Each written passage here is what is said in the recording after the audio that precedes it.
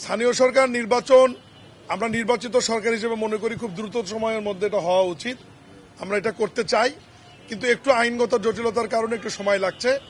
সেটি হচ্ছে যে বিগত অন্তর্বর্তীকালীন সরকার স্থানীয় সরকারের 5টি স্তর, সিটি কর্পোরেশন, জেলা পরিষদ, পৌরসভা, উপজেলা পরিষদ, ইউনিয়ন পরিষদ, অধ্যাদেশ জারি করে এই নির্বাচনগুলি বাতিল করে সেখানে প্রশাসক নিয়োগের বিধান করেছে।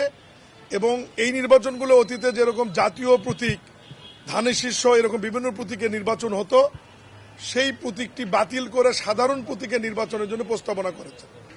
এই অধ্যাদেশগুলি সংসদের প্রথম অধিবেশনে উপস্থাপন করেছে আইনমন্ত্রী। এরপরে বিশেষ কমিটিতে আছে।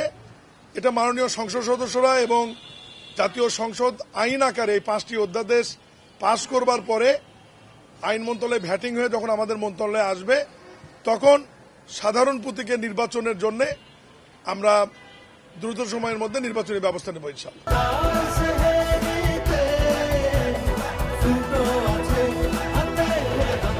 আপনারা আইন জানেন যে অন্তর্বর্তীকালীন সরকারের 133টি অধ্যাদেশের মধ্যে বর্তমান জাতীয় সংসদ কতগুলি অধ্যাদেশ আইন আকারে পাস করবে বা আমরা করব, সেটি 1 মাসের মধ্যেই আমাদেরকে করতে হবে। তাহলে ধরে নেন যে ওই অধ্যাদেশগুলো আমাদের 1 মাসের মধ্যে আইন আকারে পাস হবে। আইন আকারে পাস হয়ে আইন মন্ত্রণালয় ভ্যাটিং হয়ে আমাদের কাছে যাওয়ার পরেই তারপরে আমরা কোন নির্বাচনটি আগে করব, কোনটি পরে করব, 5টি স্তর, 5টি নির্বাচন তো আর একসাথে করা সম্ভব না। অর্থের ব্যাপার আছে, ব্যয়ের ব্যাপার আছে, নির্বাচনী প্রক্রিয়ার ব্যাপার আছে, এখানে নির্বাচন কমিশনের ইচ্ছা অনিচ্ছার ব্যাপার আছে। সব মিলিয়ে আমাদের মাননীয় মন্ত্রী এবং প্রধানমন্ত্রী এবং ক্যাবিনেটে আলোচনা করে আমরা সিদ্ধান্ত নেব যে কোন নির্বাচনটা আগে করব, কোনটি পরে করব।